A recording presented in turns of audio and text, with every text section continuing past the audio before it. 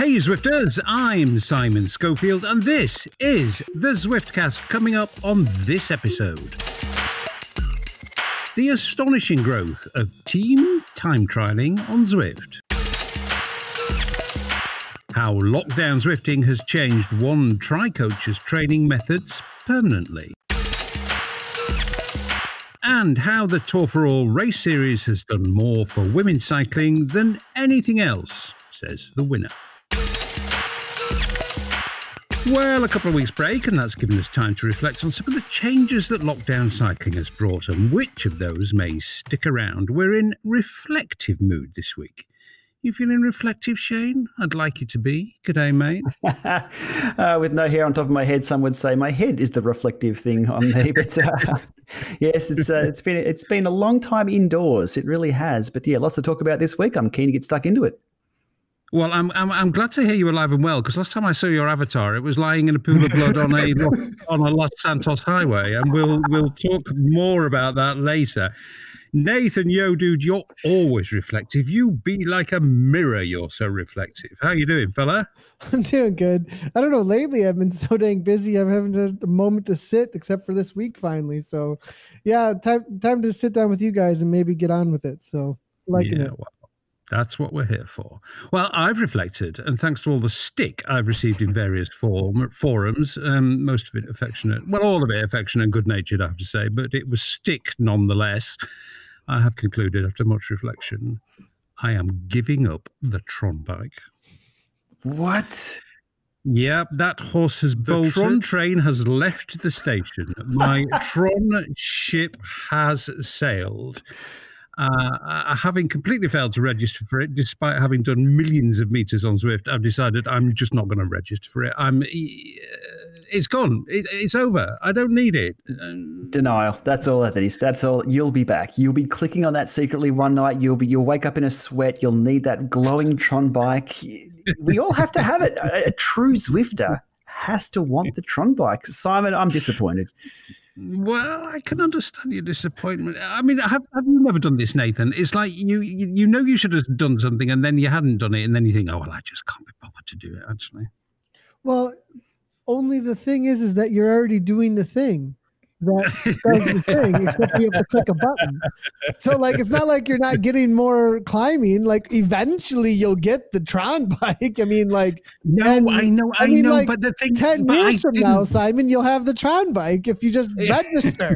Like, you just, no, but this is not very transparent. We're talking about being reflective. We need some transparency here now. Like, well, I guess this is transparent. You're really sharing your heart of wanting to give up, but come on. Well, no, it's just like that thing. I tell you what it's like, actually. I don't know whether you've ever done a very, very long alpine climb or any kind of long climb, actually. And then maybe 2/3 of the way up the climb, the gods or whoever hydroformed the mountains decide to put in a 2-mile descent, right? And you've done all that climbing and then suddenly you're going downhill. That's how I feel about the Tron bike. I know. It makes no sense. It makes no sense. And maybe I'll reflect on it a little further. Yeah, that analogy makes no sense to me at all. I don't understand. He's descending faster into climbing the Tron bike again. I don't know what's going on. Yeah. Descending okay, fun. Enough of that. Enough of that. I think I'm tying myself in knots here. Enough of that. All right. One of the other reasons, apart from pause for reflection, for us to have a little break was to wait for the latest Zwift update to drop, and drop it has. And if you're in a meetup with your club mates or a group or mates or whatever, generally what Zwifters call a private meetup, now only you and those mates see the messages in the group. That's really great because, again, it's going to kind of aid group communication, make the whole thing more cohesive. And it also means that private meetups don't get cluttered up with millions of messages from the Zwift wider world, which was how it was. Good improvement, Shane, I think, this one. Yeah, for sure. It's just another one of the little polishing additions they've made to meetups recently. I don't want to hear about what John had for dinner or what Karen said down the street to her friend or anything like that, which you see in the general banter. So it all just pulls this into a little sandbox of just your own people. So now we have private chat, we have private meetups, and we have race results. Game on. I love it. This is really, really good. Yeah. This is going to be used by a lot of people. Yeah, I completely agree. It's going to help with races, I think, in private meetups as well, Nathan, because obviously it opens the door to highly targeted trash talking, which I know you do a lot of.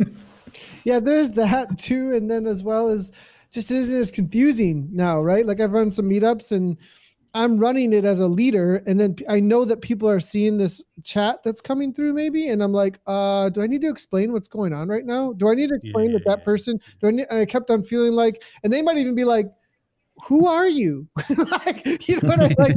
What? Well, she's guy? Karen. Who's that? She's Karen. She's Karen, and she's complaining to somebody about But in something. races too, like you're like at full whatever, and then like 50 messages or something, and you're like, what is this relating to what?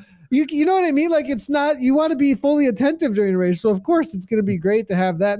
And then there is I don't trash talk a whole lot. Well, on stream I do to my viewers. I don't really do it in game. Did you hear that, Shane? He said, I don't trash talk a whole lot. Yeah. So we know your game, Nathan. Okay, and there's more, yet more. We have a new power-up, the Steamroller, no less. More on that and some of the other new things in a few moments. But first, a bit of fuss over data and privacy affecting the immensely popular WRTL race series shone a bit of a light on a movement that's gone from niche and underground to wildly popular. So I figured it was time to find out a little bit more about WRTL, and I caught up with one of its founders, Stephen Milliken. Hello, Stephen. Hi, Simon. There was some horribly complicated mess up to do with data and privacy and permissions, and it looked to some people as though Zwift were trying to close you down. But I made a few behind-the-scenes inquiries. I know you did too, and that just wasn't the case, was it? Really, this was not. This was more cock-up than conspiracy, I think. Yeah, the story does have a very happy ending, but it was definitely a case that Zwift is obviously worldwide with offices, and different offices weren't talking to each other. We basically had a letter from the legal department of Zwift saying that we were. It had come to their attention that we were using personal data, and we were accessing improperly the API, and that we should respond immediately, or, and I quote, if you don't respond, we plan to take any and all actions consistent with applicable law. Scary, yeah. But anyway, the right people have now spoken to the right people, and can you confirm it is all happily resolved? It absolutely is, and it really once this came to everybody's attention, and I have to say that the community absolutely got behind this, including offers from lawyers saying that they would support us for free and get to the bottom of this, which was like a huge big security blanket around us, because we realized that if we're getting threatened, then we had some backup. And absolutely, to Zwift's credit, they have completely sorted it out, and we have come out of this stronger than ever. Oh, well, that's excellent news. Lawyers don't often work for free, so that's a bit of a thing. Now, let's just examine the success of WTRL, because, it's just, I think this kind of row brought it to more people's attentions, but it's absolutely huge, isn't it? Just give us the kind of elevator pitch, Stephen. What is it? Well, WTRL started 2 years ago, and it was myself and a guy called Mark Swatton from 3R. We wanted a club race. We wanted to take each other on as a club race. So we organized on a Saturday afternoon to take each other on, and then we'd work out a set of results. And that was a huge success. We were only going to run for the winter, a few races, and then stop when everybody left. But on our very first race, we had over 600 people taking part. So we thought, right, this is great. And the series continued. And in the end, we finished our plan to finish in the March. But people were basically emailing us and messaging us and saying, don't finish, keep going. And so we did. You seem to have this hit format on your hands at the moment, which I think it's a team time trial race, isn't it? I'd enjoyed time trialing in real life, and I thought, right, there's nothing on Zwift. I made a few inquiries, and there was nobody doing anything for team trialing. time trialing. So I thought, right, okay, if nobody's doing it, I'm going to invent this myself. And that's exactly what I did. And it's a huge hit, isn't it? I mean, it's a really big hit. How does it work?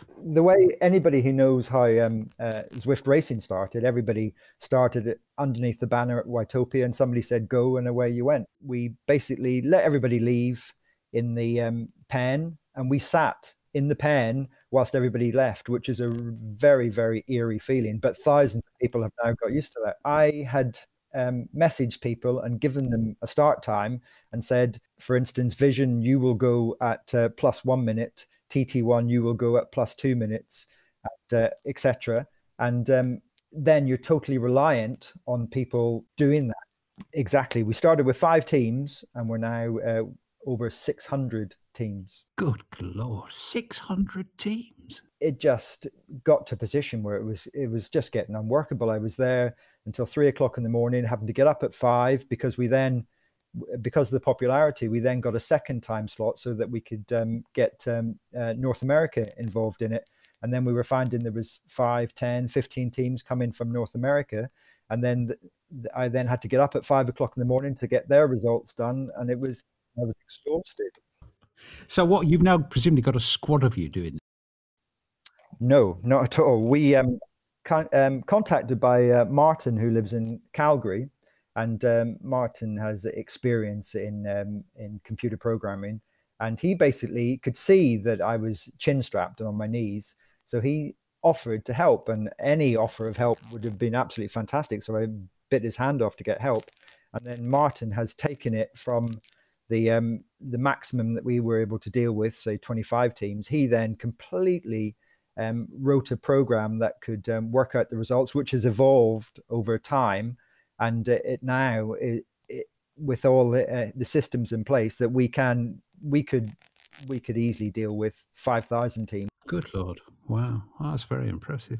And presumably the appeal for the participants is the appeal of any team time trial, which is you working together. You know, you're only basically as strong as the weakest rider, but you've got to stay together. I guess you've got similar kind of rules to IRL, so that a minimum number of riders have to cross the line. Yeah, the maximum amount of riders you can have in a team is 8, and exactly the same as IRL. We go for the time is taken off the 4th rider to cross the line. Yeah. But what we find is the fact that the most teams want to stay together. They don't want to be dropping riders off. Yeah. So in theory, as you do in real life, you could get guys on the front or girls on the front who exhaust themselves and then drop them off. And that's exactly what the teams who are desperate to win, that's what they do. But most of the teams, that it's all about, the teamwork, and they will, whatever happens, they will stay together and cross the line as a team of 8. It's a very good format, actually, isn't it? Because the thing about TT, like individual TT, it's just a pain fest, basically. But there's much more to team time trialing, and I absolutely see why that format's appealing. Yeah, the tactics that have come out every single week. I mean, we use a mixture of probably about 10 courses that are ideal for it. And every week the records are broken. We have got Olympic athletes, we have got triathletes, we have got top professional racers. Even Alex Dowsett was racing this week. That's the standard. Well, I mean, that's exciting, but I think the other appealing thing from what I've heard about it is that it grows across the board in ability range, and there's lots of events for women too. Well, our ethos from the very start was WTRL is about 5 category racing. So to us, we tell everybody that it doesn't matter if you're a D racer or an A+ racer, you matter to us. And whenever we look at results, we don't go to the D or to the A category first. We go to the D category first and we work it out. And you'll see in any results that we have, the ladies always come first. So, we are completely neutral when it comes to whoever's racing in our race. We treat everybody exactly the same. Well, it's a hell of an accomplishment, and as I say, this kind of little storm in a teacup certainly brought you a lot more attention. Finally, Stephen, I'm guessing that even with computer wizardry from your colleague in Calgary, this is still somewhat of a drain on your time. It is almost like a full-time job. Certainly my wife will say that that she's a Zwift widow, and Martin's fiance the same. But the ironic thing is that we spend maybe and this is no exaggeration, maybe 8 hours a day, because through our email, through our messages, we reply to every single message that we get. And especially after an event, that we will get hundreds of emails, people asking questions. And a lot of people think that we are Zwift themselves, because we'll get questions about subscriptions and kit, especially Team Kit. We get a lot of questions about that. But we answer all those, and we, believe it or not, still pay our Zwift subscriptions. So we are organizing for Zwift thousands of people racing, but we get paid nothing for it. It actually costs us to host our website. So it costs us to actually do it. Well, maybe somebody at Zwift might hear this and see whether there might be some kind of remedy, or at least something to nod in your direction for the amount of time you put in it into it. And you're not alone. Lots of people in the community do similar things, but it does seem that this seems particularly labour intensive. Stephen, I'm thrilled to hear about it. Thrilled to hear about the success. It's got a place in my heart, the Team Time Trial. Actually, I must say, I think it's an absolutely fantastic event, and it really is about time I hauled my ass into one of your races, actually, because I love a good Team Time Trial. Well, one of the things that we do is if a rider is looking for a team, we will find them a team, because of what we have now built up with the community on especially on Facebook, that if somebody comes and says that they want to race, we will, whatever time zone they are in the world, we will find them a team, and they will get a place on one of those teams, whatever their ability is. That's a brilliant service. Absolutely brilliant service. I'm blown away by what you do. I know a lot of people in the community do similar things, but the organisation that goes into this must be Herculean. Lovely to chat to you, Stephen, and great to hear more about WTRL, and great to hear that little episode has been safely put to bed. Thanks very much indeed for your time. Thank you very much, Simon. Thank you. It's appreciated. Team Time Trialing, it's a thing. I mean, it really is a thing. And I have to say, it's kind of been under my radar, but that whole movement there is just absolutely massive. But I did find it really surprising that Stephen said that these guys who organise it, just the two of them, and hour after hour after hour they spend on it, they just get no benefit at all from Zwift. I mean, not even a free subscription. Maybe they're just too polite and British to ask. Who knows? But, the whole lockdown thing has placed a lot of emphasis on the work the community does, and now might be a good time to reflect. See what I did there? Back on this week's theme of reflection. Yeah, it's not just thrown together, this, To reflect on whether people like Stephen should be, well, paid, I guess, would be one way of saying it, or compensated in some way for what they contribute to the community. Shane? I think it all comes down to, there's no question there's value being provided, but who is that value being provided to? And is it up to those people to then contribute to the remuneration or compensation of what's being done, the work that's being done? Maybe Zwift don't value what he's doing. Sure, it's bringing in a lot of subs. It's bringing in a lot of people staying around. That's fine. But no, I don't think anybody from Zwift may have asked him to run this league or asked him to do that work. My analogy would be I could go outside here and sweep the street all day long. I'll do a really good job. People will love it. But the city council here won't remunerate me for it. I need to get compensation from people who will be using the street. Is it valuable to them? It's just all about value. Have we brought up Strava yet, or is that's later in the? No. We're going to talk about Strava. Don't worry, it's on the list. I'm not taking anything away from the work that's being done. It's absolutely brilliant. I've watched a number of teams live stream their Team Time Trial, and the tactics involved, and it is really, really good racing. It comes down to the business side of things, though, and I guess what's expected, and maybe they'll start charging subscriptions for their teams to enter in.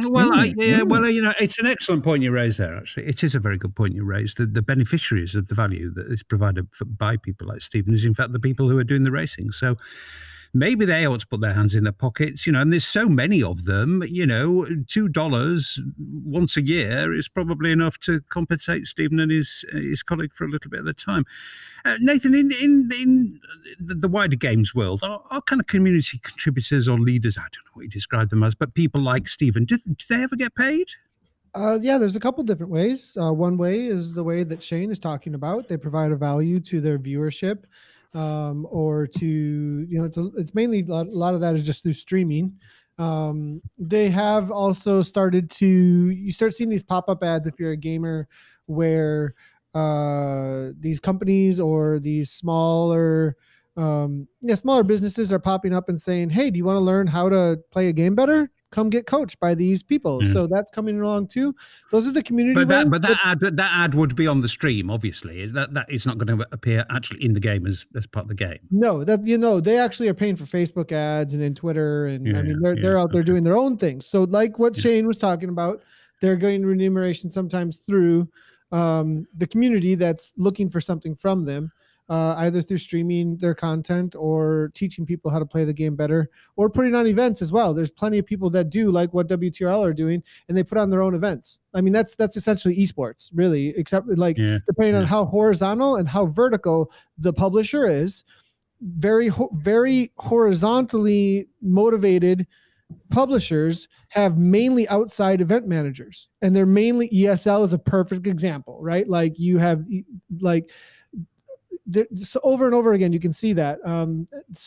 But then there's also plenty of content creators that are playing Valorant that just launched that didn't really, I don't know. They wanted to play Valorant, but they were paid plenty of money to play Valorant. So there's definitely deals that are going on from publishers directly to content creators as well. It goes both ways, 100%. So there are existing models, and maybe these big community groups who are providing such a service to the community, maybe they should be a little more entrepreneurial. Very interesting. So Simon, the larger ones, the larger content creators, the larger viewership, they are directly in contact with publishers, getting paid to play new games that the publishers are launching, for sure. Like it just makes sense. Could be part of Zwift's future. Okay, well, whilst we're on the tricky subject of money, let's deal with the Strava story. It's not a Zwift subject, well, not strictly, but all cyclists and most, if not all, Zwifters will use Strava, and Strava changed cycling like Zwift did. So we've got to talk about it. My position is this. I've been a subscriber for years. I love Strava. I got annoyed with this, as I think a lot of other people did over the past couple of years, because I do think it did badly lose its way over that period.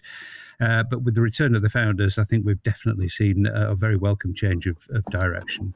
I don't think I've ever done a bike ride since Strava was invented and not gone back and looked at it on Strava. The idea that everything on Strava should be free, or at least most of the functionality we care about at least should be free, is just batshit mad. They gave away way too much early doors, and they have to start charging if it's going to develop and grow and get better as a business and make a profit. And it should make a profit, for goodness sake. The idea that it's not profitable is just crazy. Now, that may be not the fault of the users. It may be the fault of some weird decisions by the founders. But the idea that something as significant and important to people as Strava doesn't make a profit is just mad. So I completely support them moving basically to a subscription model. Shane, I think you're with me on this. Yeah, hang on. I've got a sound prop here. Can you hear this? That's my clickbait title of the week. Yes, everybody was on the bandwagon very early with this one. Everybody and anybody and their dog has had their say on the Strava gate. Let's call it the gate. It's the clickbait gate of Strava this week. Look, I gave it a few days because what was in the press release and what people were saying were sometimes conflicting, and I waited to see what the changes actually were. Boots on the ground, rubber to the road, mouse to the click, I guess, to see what that experience was changed. It took them 4 days to roll out the changes. So everybody who had their say early on, it was all just speculative. Anyhow, once the changes rolled out, I had 2 accounts side by side. My wife's account, 10 years old, 10 years of data on there. Well, she's not 10 years old. She has 10 years of data. Her account's 10 years old. 10 years of data on her account. I have the same. I signed up around the same time, 10 years of data on my account. I side by side them to see exactly what had gone on, because I have a premium account. Sorry, a subscriber account now, because premium's gone. Summit's now gone. It's now just a paid or a free, and she has a free account. what I found out is you can still do a boatload of stuff with the free account. There's only a few things that have been taken away or moved, such as the segment leaderboards and seeing your previous efforts. And look, I'm on the side of Strava on this one. Free accounts have an associated cost. There's data storage, there's data access, there's privacy and data protection they have to do for your data. There's functionality, which there is a lot of functionalities. Like the social media side of Strava, it is unchanged. You can upload, you can kudos, you can add photos, you can comment, you can share routes, you can still do tons of stuff. There's associated costs with that. And the customer support services, they also have to respond to your support tickets, even when you're not paying them a cent.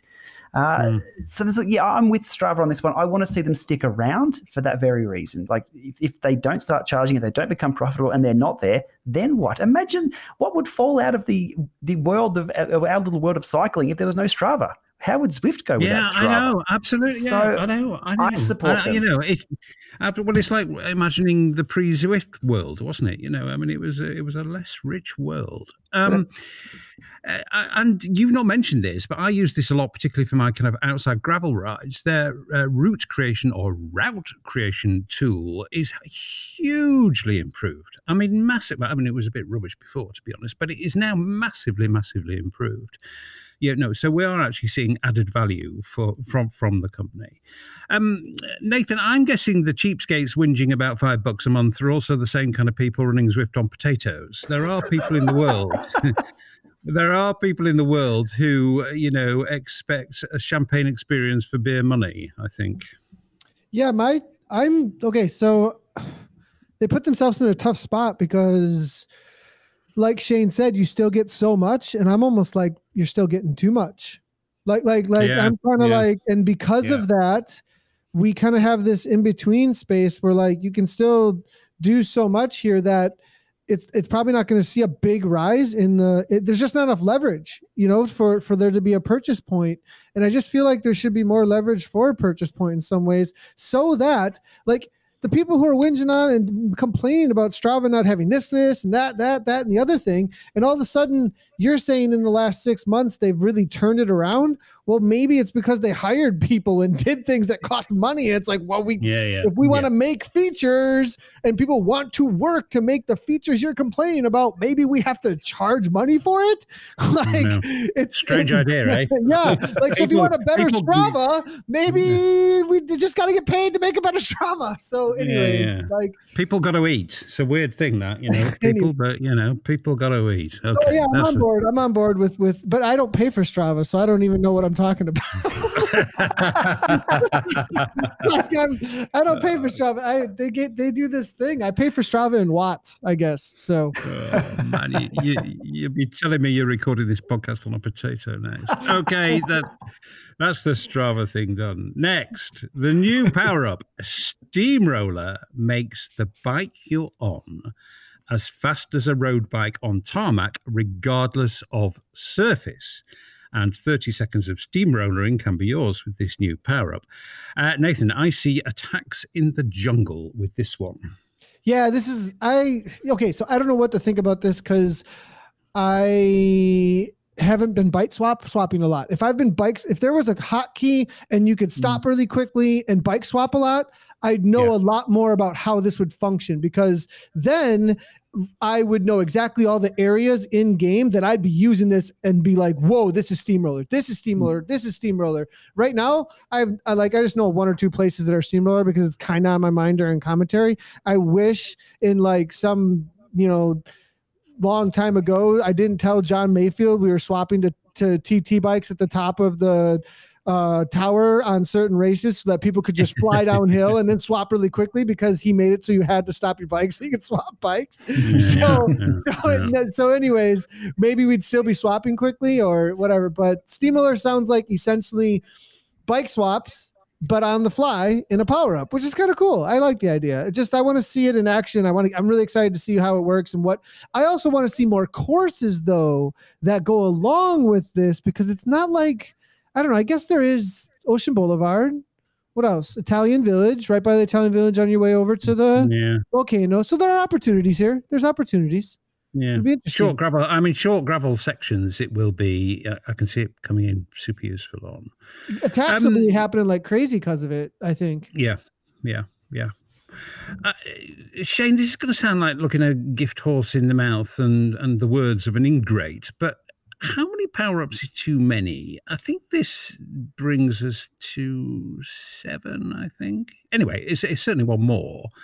And I think this means you're less likely to get the really prized ones like the Aero helmet, or maybe Steamroller will become the new kind of must-have power-up. I don't know, but anyway, it's one more. Good thing, bad thing. How many power-ups is too many? 1 is too many for real racing. Come on now. There's a big debate on this one, I guess, and some race organisers can turn power-ups off. It depends. I mean, you want to run outdoors in the real world. You win races based on your skill, your tactics, your nous, your everything. But there's no e-bike switch on a real bike. You get disqualified from a race. So an aero power up, I'm not quite into the thing. Look, if this steamroller was actually a steamroller and you got to race a steamroller, I mean, I've been riding around on GTA this week on a steamroller. It's been quite fun. Sure, that's gamification. Is flattening the road? I think this is niche within a niche within a niche, and having to explain this to somebody new that the road surface actually has an effect and it only works in this. We're way down the rabbit hole for this one. I think they need to simplify the power-ups, maybe not having them at all. I don't know. Doesn't grab me. I'm sorry. I'm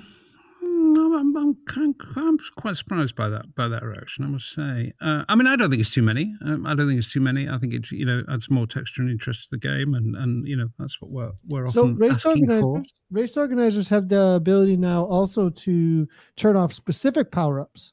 Ooh. So you can throw them away. Yeah. Or of course you can throw them away as a rider. Good point. You can get all of them, or you get rid of just specific ones. So if you just like 3 of them, you just do steamroller, aero power up, feather. There you go. Or So yeah.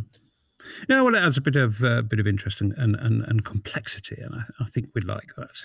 Apart from Shane, who seems not to. Anyway, there we go. Okay, 2 other little tweaks to the game, which I think are a bit more significant than they look on their own. 1, a special training plan for rookie racers, 6 weeks to get fit to race. I can't remember whether it's called that, but that's what it is, with all kinds of special drills, all of them, or most at least, specific to the particular demands of Zwift racing. And a ramp test light, again designed for people who may not want to make themselves vomit by performing a traditional FTP test. This is obviously also aimed at newbies, and it's a way of slightly more comfortably finding your FTP, if comfortable and FTP test in the same sentence is not an oxymoron. That ramp test light, basically you start from a lower place and the increments are less severe. Anyway, upshot of both of these, Shane, I think, is it's very clear HQ want to get more people racing. Now, why would they want this? Don't you think there are enough complaints in Zwift Racers Group about sandbagging already?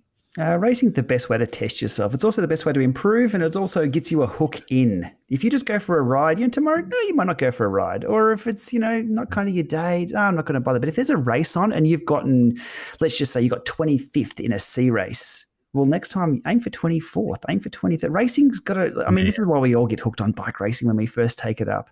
But I do like the fact that there is a shortened FTP test because, look, let's be honest, everybody wants to know their FTP without having to actually do an FTP test. I think, so you 60 minutes is traditionally what you test yourself over, a 60-minute climb. But no, we've shortened that down to a 20-minute. No, not the 20-minute test. Let's go shorter to the step test. No, let's go just shorter. Why bother? Let's just sit on the couch, throw chips at the television and come up with a number, and that's our FTP. Like, come on, people, you have to hurt for your FTP. You cannot escape the devil that is the pain of an FTP test, and it is always good training. And with a ramp test, they're designed for you to fail. That's where you succeed. There's no definition of not improved. Easy FTP test. There speaks a time trialist, a man who worships at the altar of pain. Nathan, I think basically if you race, you become a more committed Zwifter. I think it's as simple as that, really, and maybe less likely to cancel over the summer. That's my theory. Yeah, I think competition is addictive and trying to win, and I think, you start seeing similar people, or even if it's just your first time and you come to the line with a group of people and you're like, wow, that was like a real race, but I was in my house. Wait, I can do that anytime. I think there's like an aha moment, like Eureka a little bit. This is a lot more fun and interactive than I thought, where, you know, if you're used to Peloton or whatever, like if you're coming over from something else, a spin class, and there wasn't that competitive juices going quite as much, except for like so-and-so that you didn't know what they were doing next to you, but it looked like you were working harder than zippity doo dah, you know, like, so you know, I think there's a lot more pull for sure. And I mean, I recently have experienced that again, coming back to, so it's just so much easier to jump on to get a good workout in when it's competitive rather than just slogging along doing intervals. So definitely. Yeah. Well, I think it's a good thing. You know, I think perhaps people need a bit of hand-holding and easing into the world of competitive Zwifting. And if these two things make it easier for more people to race, I think that's only a good thing, he said, sounding sanctimonious and priggish. Okay, well, let's stick with racing for a little while, and let's hear from Ashleigh Moolman-Pasio, who with her team CC Liv was the star of the Women's Tour for All race series. She lives just a few miles down the road from me, actually, in Girona, but obviously with things being how they are, I caught up with her over the interwebs. Well, welcome to the Zwiftcast to Ashleigh Moolman-Pasio. Hey, Ashleigh. Hey, Simon. Nice to chat. Massive congratulations on the huge win in Tour for All. Thank you. Yeah, I really enjoyed it. It was fun. Well, I watched a couple of stages, and on one of them I saw you, I mean, you just rode away from the field. What the hell? Well, I think I did have the advantage of having spent 7 weeks training solely indoors and on Zwift, and I think that definitely had a massive advantage. So I do recognize that indoor training is very different to outdoor training, and there's definitely, you know, to be able to race really well on an indoor platform, you do need to spend a certain amount of time training on it. In Zwift racing, right from the get-go, there has been, without any question, without any fuss, without any issue, complete parity between men and women racing.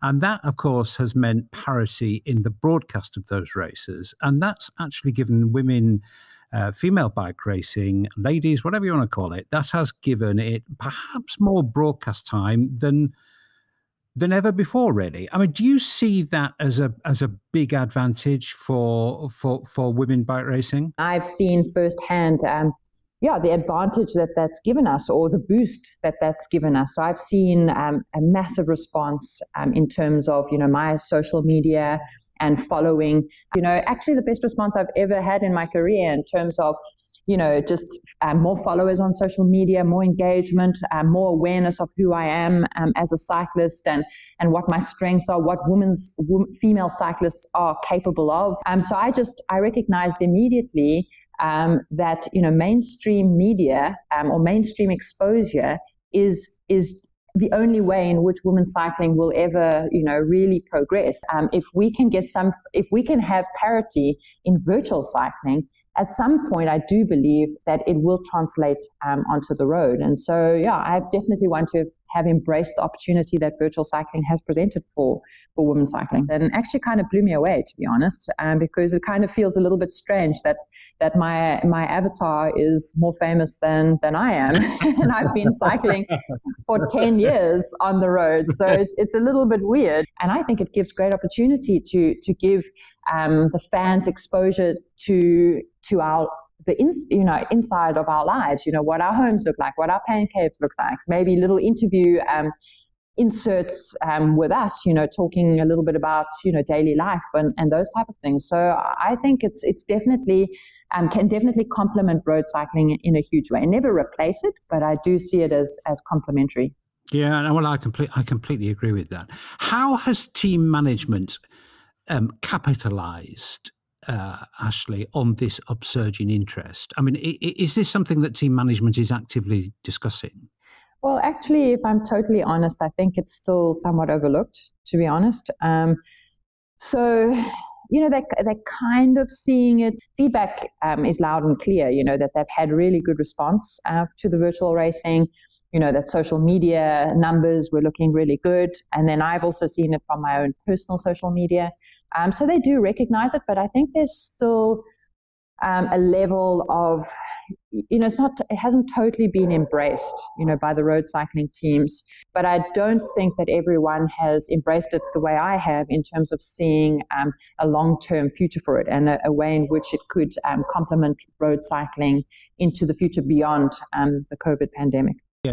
I think what you're trying to say is that you feel as a professional road rider that there really definitely is a place, even in season, even in the cycling paradise that is Girona, even in the perfect weather that we have a lot of the time, for indoor training, not as a second choice, but as a first choice. I mean, and again, not exclusively, but as a mixture. I mean, do you genuinely feel that? Yeah, I genuinely feel that. So, as I said before, and that's the reason why a lot of road pros don't enjoy indoor training, is because it is hard. The reality is it is super hard, and it's different to road cycling. And so that's why I'd never really embraced it before, because, I always felt a bit deflated when I would get on an indoor train and I couldn't hold the same numbers that I would be able to hold outdoors. And somehow it just, was that much harder on the muscles. So, recovery was longer. But, having been sort of thrown into the position where you either embrace it and make the most out of it, or literally you've got to take what ended up 7 weeks off the bike, I decided I'm going to make the most of my situation. And the first week was really hard on the muscles. If I'm totally honest, I really had to dig deep. Luckily my coach was pretty supportive, and he was also realistic. And he said to me, we need to drop your threshold power by about 20 watts, 25 watts, in the first weeks. Let's see how it goes. And let's drop your volume by 20 to 30%. And let's see where we go with that. And then the third week, I took a little bit of an easier week because I was really struggling. And then the fourth week, I suddenly really started to see results. So I started to see that my power was much better. I was starting to get closer and closer to my outdoor numbers. I think in the fifth week, I actually did a performance test, and I saw an increase in my maximum power. I saw an increase in my VO2 max, because luckily we have the facilities here at Rock Performance Cycling to do VO2 max testing and some performance testing. So that again was reassurance that, okay, this is really doing good. It might hurt and I might suffer at times, but it's worth the while. But Zwift racing is totally new, but I really threw myself into it. And okay, I suppose it helped that I won my first Zwift race. So suddenly I was like, okay, wow, this is quite fun. One thing led to the next. And then I actually, after lockdown, after 7 weeks of training indoors and on the platform of Zwift, I went and did my best time up Rocacorba. So it really showed that the work that I'd done indoors did benefit the outdoor stuff as well. Well, that's very powerful testimony, actually. It really is. I mean, we're still in this slightly weird period where there's no bike racing. Things are beginning to soften up here, and they're lifting the time restrictions on us next week, which I know hasn't applied to pros, but to people like me, that's a big deal. But we are still in this slightly weird period. Obviously, by the sounds of things, you're going to continue racing on Zwift. Yeah, definitely. So I'm hoping there'll be some more pro events for the road pros. So for me to be able to continue to race on Zwift means it's a bit of a challenge because CCC Live haven't entered a team. It surprises me that CC Live have not entered a team. Have you any insight into why they took that decision? Well, it's not really a big surprise. I suppose the only pro teams that have entered teams into the Pro-Am. So I'm talking only about the Pro-Am. So there's Pro-Am racing on Zwift, and then there's Pro racing, which was the Tour for All, but that was a first time, opportunity. It was really a first. So although I hope that continues for the pro teams into the future, it is only going to continue if there's buy-in, from all the teams to really accept that it is a good platform. So I'm really doing my best to play a role in trying to convince, my peers and the team owners and managers to see the potential of it. But so what I'm talking about is if that doesn't continue, if pro racing for the road pros doesn't continue on Zwift, then Pro-Am will kind of be the only opportunity for me to race on Zwift. If I'm totally honest, I don't really want to answer for the team before I've really had a proper discussion with them. I haven't actually really said to them, please, can you enter a team? I suppose maybe if I did, they might consider. But if I really look into my peers or my teammates within the team, I don't necessarily see that there's enough interest from my teammates at this point. So they need convincing, but maybe that's something that I should try. Well, that's very, very interesting. Really interesting stuff, and a very interesting conversation. Thanks very much indeed for your time, Ashley, and congratulations once more on an absolutely fantastic win and being a brilliant ambassador for women's racing on Zwift. Thank you. Thanks, Simon. Right on. Well, as I said, Ashley lives just up the road from me here in Girona, where she runs a very good bike touring company, actually called Roca Corba Cycling, sited in a very, very beautiful building. And whenever people are able to get their bikes into a box and travel to other parts of the world, I would definitely recommend certainly Girona, but for obvious reasons, and Roca Corba Cycling. A lot of my friends have stayed with her and had a really good time. So there we go. There's your free ad, Ashley. Now, one of our dear listeners asked very politely to explain in the next episode why I have been stranded in Girona these past weeks. As he asked so nicely, we're going to do this very briefly. I'm a bit sick of the sound of my own voice, so we're going to play a little game. You two, my much cherished fellow Zwiftcasters, are going to switch roles and be the interviewer. So off you go. One question each, turn and turn. You have to get to the bottom of this important story. Now, remember the watchword or watchwords of Rudyard Kipling about being a good journalist and a good interviewer. I think it was his 6 serving wenches. Who, what, why, where, when, and how. Off you go. Shane, first question. I'm a horrible interviewer. I work with technology. It never talks back, and it does exactly what I tell it to do most of the time. This is not a game I can play. Okay, so we've got to work out why you're in Girona.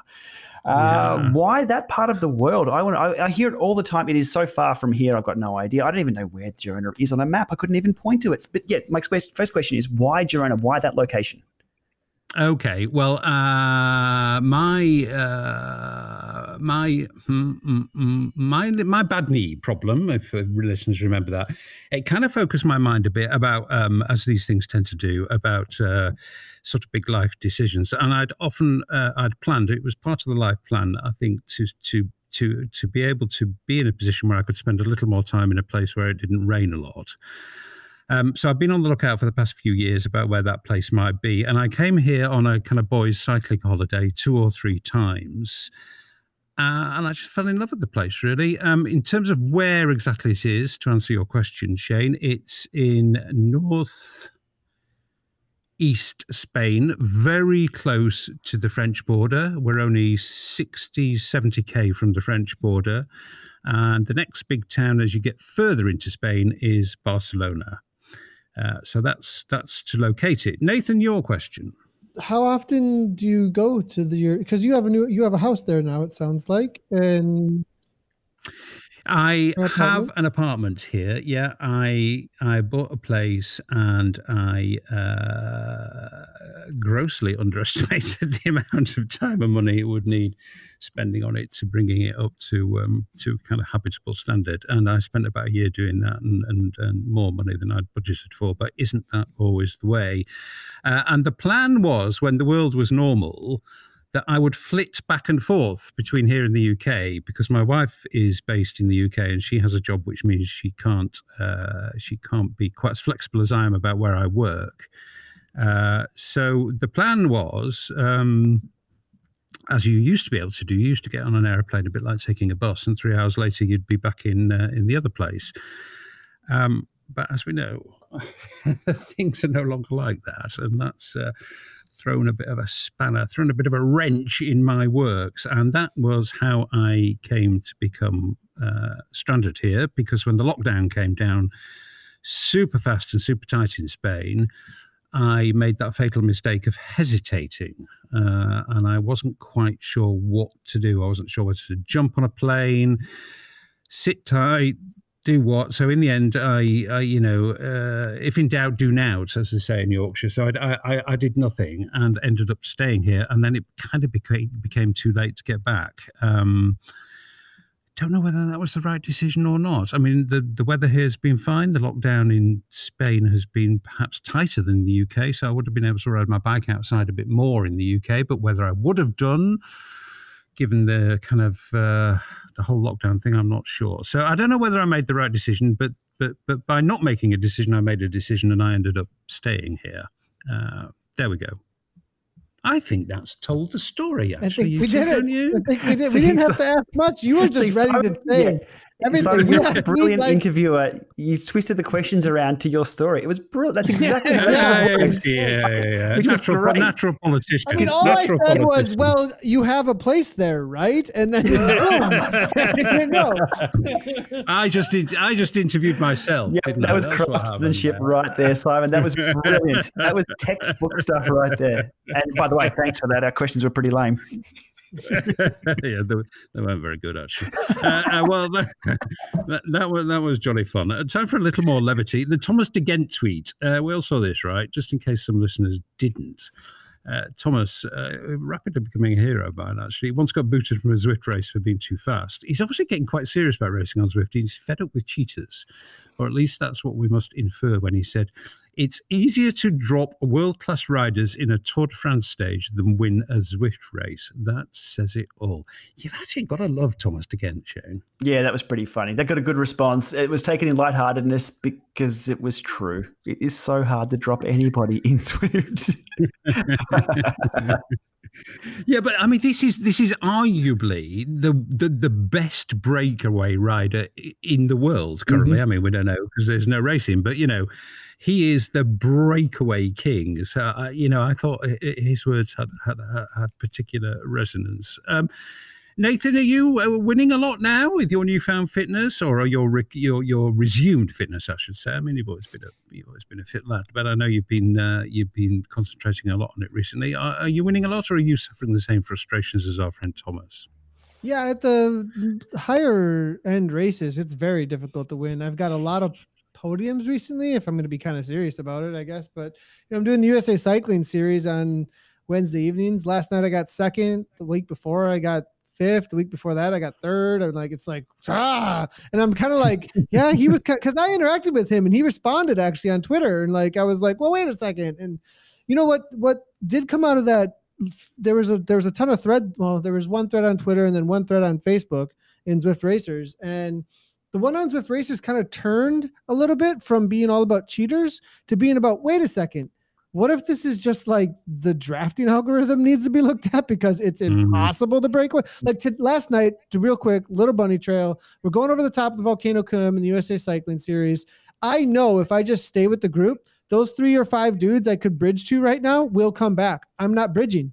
I'm not wasting my energy on that. They just wasted a match that I'm going to beat them in the sprint for. And I beat all those dudes in the sprint because of it, mainly because that pack traveled way too fast downhill. And those guys putting out 6 watts per kilogram, we just did super tucks the whole way down. Yeah. So yeah, he's right. And his frustrations might also be not just cheating. He might just be like, I can't break away. And everyone's been saying that for 2 or 3 years. Yeah, it's true. No, it's absolutely, it is true actually, and sometimes just that fresh pair of eyes, and of course the authority he brings as well. He's Thomas de Gent, best breakaway rider in the world. So yeah, it did raise an interesting little debate. Okay, well, let's get on. Let's talk to Phil Ellison in line with this week's theme of what changes has lockdown brought. Not only have I got a triathlete on the podcast. What? I know. The world's gone mad. People have been telling me to run and swim now, too. I don't know what's happening. I don't know. Sorry, I'm making it about me. Triathlete on the podcast. I did check he was wearing socks because I told him, if he was going to appear sockless, that was just going too far. Anyway, he did have I haven't socks been wearing. People on stream been yelling at me for that too. Something's happening here. He did have socks on. I checked. Here's Phil. Welcome to the Zwiftcast to Phil Ellison. Hello, Phil. Hi, Simon. You are a triathlon coach. Just give us the 30-second version of the level of your coaching skills and experience. I work sort of nearly full-time in the NHS as a lower limb extended scope physiotherapist. I've been coaching under the banner of Total Tri Training now for about 12 months. I was very lucky to achieve my personal goal last October and go to the World Championships for Triathlon in Kona. And after that, it was very much, what can I do now to help develop others and pass on some of the knowledge that I've gained over the last few years. You got in touch with me, and the thing that really piqued my interest when you sent me a message was that you said that as a result of changes made to the way you train people on Zwift over the COVID crisis, will, as a result of that, make permanent changes to your coaching methods. Just give us a bit more on that, Phil, because I'm really interested in that. Most of our athletes are fairly separated from each other. As a group of coaches, we tend to have quite a bit of contact with each other to help plan and schedule a year and what training blocks we're going to be running. And then it's kind of a very much an individual sport, and the coaching is very highly specific to those individuals. But obviously with the restrictions that have been enforced with the pandemic, we've had to change the way that we work. And we've very much seen it as a chance to build community and bring people together, not only to help with the triathlon performance, but I think to help with their state of mind and mental health and give them a regular contact point each day. So normally our workouts, particularly for the bike, would be uploaded to Zwift via Training Peaks. And we've continued to do this, but we've brought everybody together with regular coach-led sessions. So we've started to utilize a lot of the functionality of Zwift with the group meetups. And then we've loaded the workouts directly into those meetup sections. And then we've ran the workout together.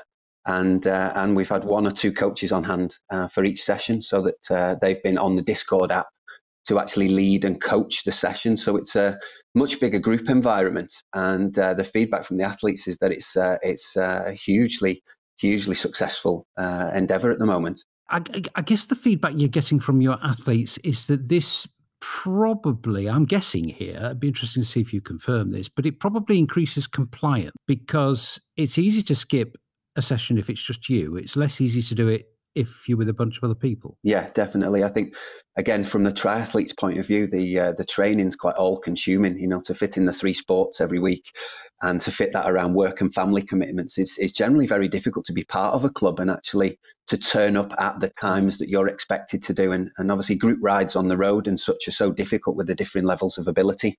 So this has been really well received. And yeah, the athletes certainly seem to be very keen on the group situation. I guess that when you said to me that this will, herald permanent changes to the way you work, I mean, I guess what you mean by that is that this works, so you're just going to carry on doing it. Well, it works in the fact that athlete satisfaction, seems to be really high amongst the nearly 200 athletes that we've got. The general feedback is excellent. Also, when we're looking at getting threshold notifications and, heart rate threshold and power threshold that comes through via Training Peaks and through the prompt on Zwift at the end of a session, we're getting huge amounts of new power settings over 20 minutes and therefore raises in FTP.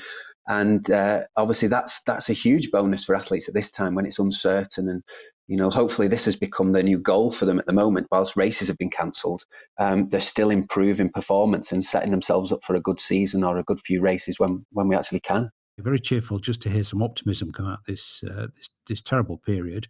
Thanks very much indeed for your time and a really interesting chat. Thanks a lot, Phil. You're very welcome, Simon. Thank you. I do think as time goes on, we're going to be seeing more and more legacy, I think, the legacy of lockdown as it applies to Zwift and how it has changed people. And if that has happened to you, I'd like to hear about it because I'm genuinely interested in this. So ping me a message or go and visit Zwiftcast listeners or whatever. It's easy to get in touch. Okay, so last bits of Zwifty news then. Some people have noticed that in their weekly email, they no longer get a summary of ride-ons given and received. Don't worry, folks, it's not a plot, it's a bug. It's going to be fixed. Your weekly popularity contest results are going to return. I must admit, I didn't think I cared, but now it's gone. I think I do, which is a bit weird. Shane, as your ride-ons are no doubt in the, I've written on the script thousands, but it's probably millions. Come on, admit it. You must have missed that in the weekly email. The validation of my existence on this planet. Yes, based all on of that number. All of that. I'm lost. Without that, I don't know. I can't turn a pedal. I I cannot don't think turn a Shane's pedal. joking because he has a little script in which it shows the ride-ons he receives in his live stream. So Is that so? Is that so? it's a little text that says ride-ons and how many he's gotten as a text on his But live also stream. how many I've given Which back. I'm actually It going keeps to me put on honest. now. I'm going to put on now, which I like. It's a pretty cool little script. Shane, actually. I think we've got closer to the truth than we thought we might here. No comment. No comment. I'm depressed. I don't know how many I'm getting. Where's that email? I'm waiting. I'm refreshing my inbox now. He's been gotcha'd. Nathan, I would imagine you get more than the average ride-ons. I do. Yeah, I do get a lot of write-ons. I appreciate them as they come in on stream, but I don't know. That email goes to an email I don't even pay attention to anymore. So, like, I didn't even know it was coming or not, to be honest. Okay, so you're taking a different approach. You're taking the blasé, it never really matters to me. You see, at least Shane's been honest. At least Shane says his life The is, ones while I'm riding on, I like to see the person's name and hey, that person. But I don't look at how many, and like afterwards, maybe on stream I'll be like, look, I got so many ride-ons. I'm cool. Like, but that's about like it's kind of a joke, but. Well, I think I'm lucky to number mine in the dozens. So, and that sounds like a plea for ride-ons. It's not. Everybody's going to start giving Simon. I hate those. Let's make a deal. Like, if we give Simon a certain amount of ride-ons, he has to register for the Tron bike. Like, come on. I hate those begging messages. Don't you? Give me a ride-on. It sounds so pathetic. I hate those. Follow for follow. Really it sounds like follow for follow. Oh my gosh. Yeah. Anyway, okay.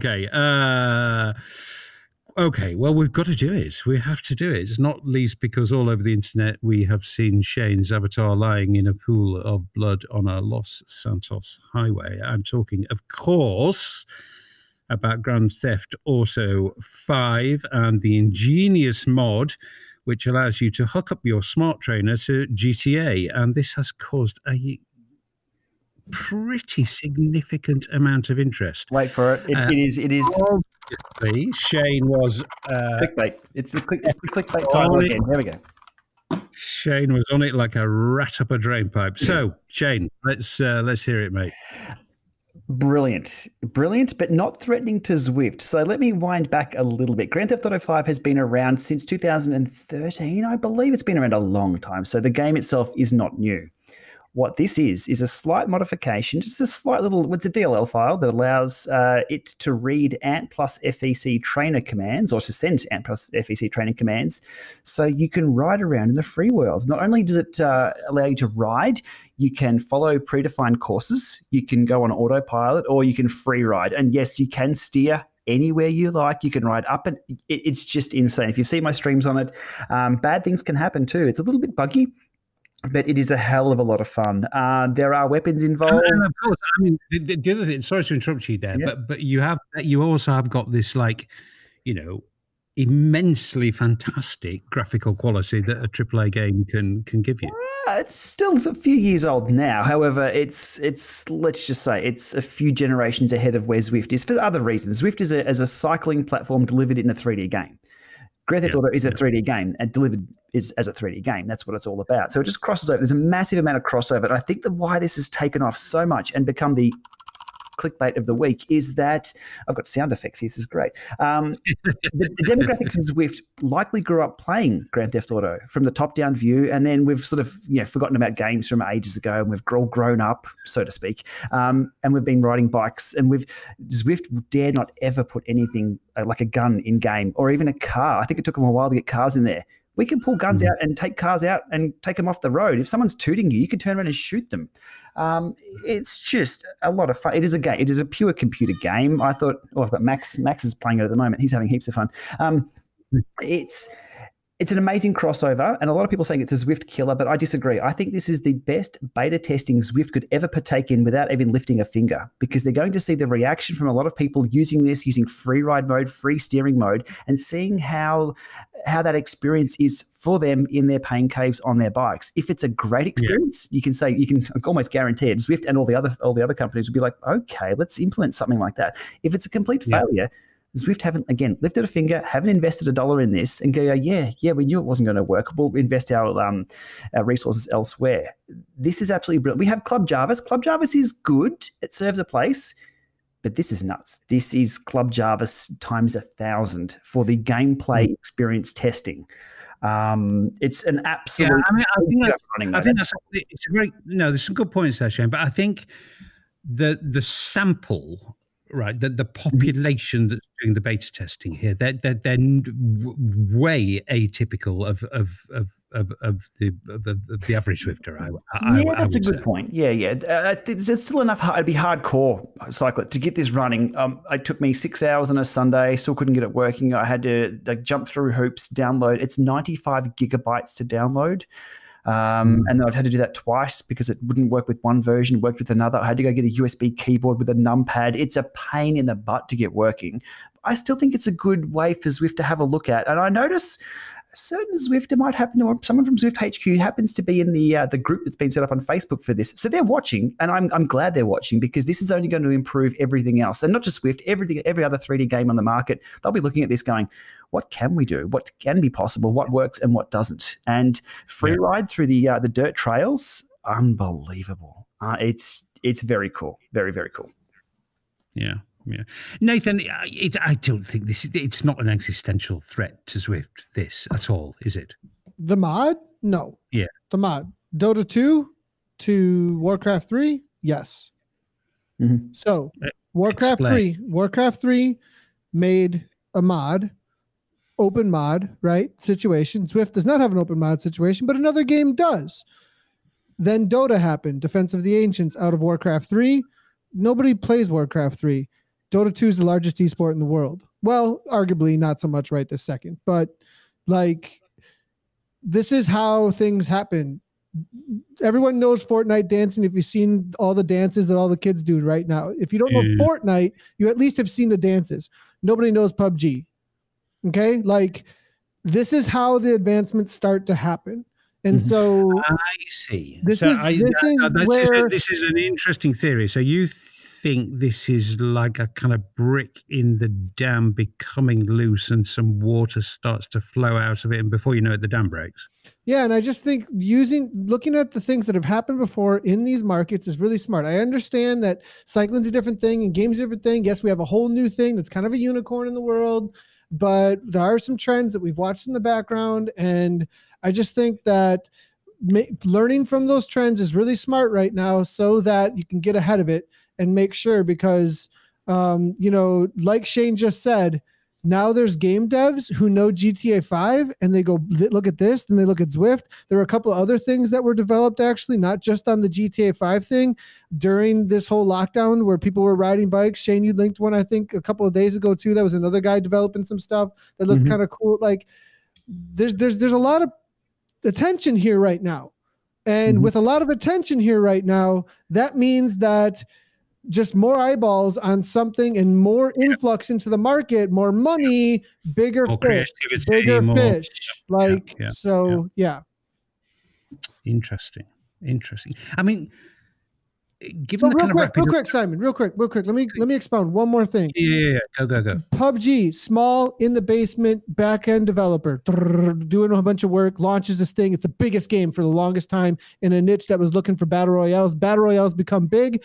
Fortnite's being developed by Epic Games. Epic Games, it was a one-off sale like GTA is. Like you're gonna buy this, you're gonna play through it, and they were like, "Whoa, BRs is a thing." They switched their whole model, focused on BRs. It became the biggest BR in the world because they were a bigger fish than the guy who made PUBG, who tried to do a merger and acquisition at that time. It kind of worked. They got bought by somebody, but they couldn't dev up the game that was made in the basement quick enough. And Fortnite blew it away.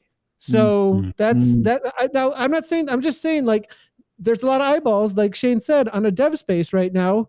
That's like, what's going on here? People can, and virtual cycling is not going anywhere, right? I think this is the future of indoor, in a lot of ways, indoor exercise. That's what Zwift has always said, the future of indoor fitness.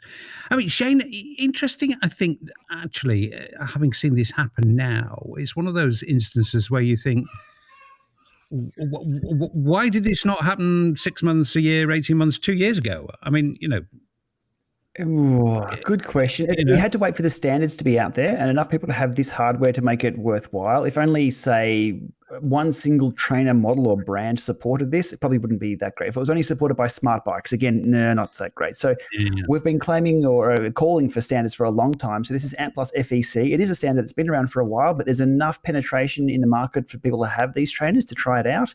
Why hasn't this happened? It's all down to time and motivation. The developer behind it worked for BeCool initially and now works for Garmin. A funny story is that the little GPS in-game, because it does record a fit file, and it does actually, you can upload that fit file to Strava. So it does the whole works there. You can keep a track of your training with this on GTA.